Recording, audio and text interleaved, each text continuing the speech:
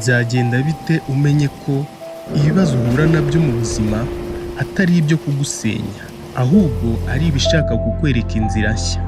Byagenda bite umenye ko kubihunga ari byo bituma urushaho kwinjira mu mugambi w'Imana? Iyi ni inkuru y'umuntu wagerageje guhunga Imana, ariko bikarangira yisanze mu gitangaza cyayo. Mu gihe hari hatuje, Imana yavuganye n'umuntu witwaga Yona. Genda i Nineve ubaburire, ubabwire ko ubugome bwabo bwangezeho.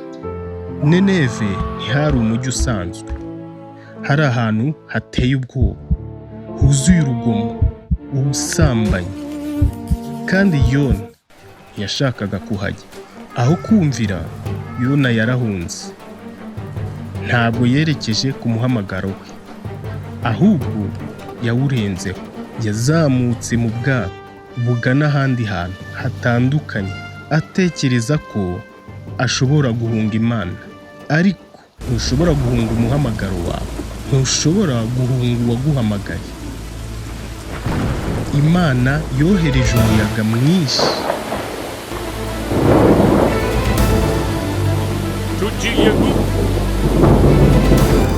mu gihe abandi bari bafite ubwoba, Yona we yari yisinziriye. Ariko amahoro ntashobora guhisha uko utumvira ubuziraherezo. Urinde n'iki gitumye ibi bibaho?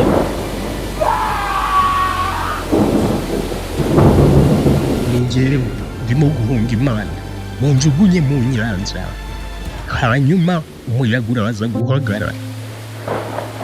Rimwe na rimwe ukuri gukomeye kuruta ibindi byose ni ukuri kwacu bwite. Akimara kunagwa mu mazi, habaye ituze, umuyaga urahagarara.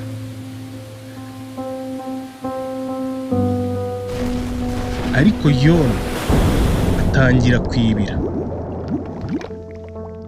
arareremba, ararengerwa mu mwijima.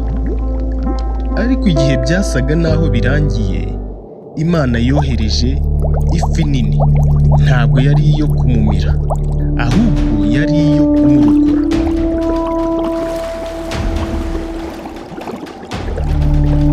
Mu mwijima w'imbere, Yona nibwo yahumutse. Ntabwo yabonaga inyanja cyangwa umuyaga, gusa yari we n'umutima we. Mu mwijima w'ikuzimu naratakambiye Imana maze iranyumva. Nari narahunze, ariko wowe ntiwigeze untera umugongo. Rimwe na rimwe Imana yemera ko tunyura mu bigeragezo kugira ngo tuyigarukire. Nyuma y'iminsi 3, Imana yongeye kuvuga. Yona yari akiri muzima. Si uko yari abikwiriye, ahubwo zari imbabazi z'Imana. Icyo gihe Yona yarumviye.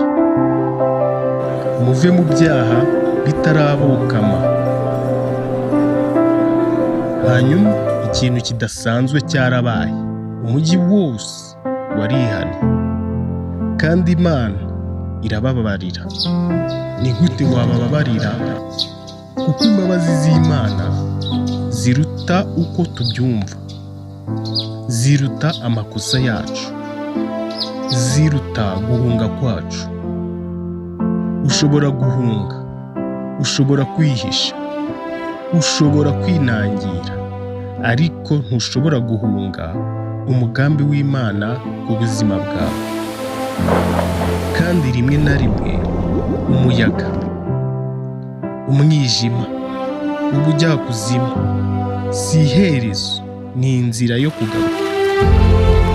Reka guhunga, nibwo utangira kuba uwo Imana yaguhamagariye kuba. Kora subscribe kugira ngo ujye ubasha gukurikira inkuru nk'izi ngizi z'ibyahishuwe. Murakoze, amahoro y'Imana abane namwe.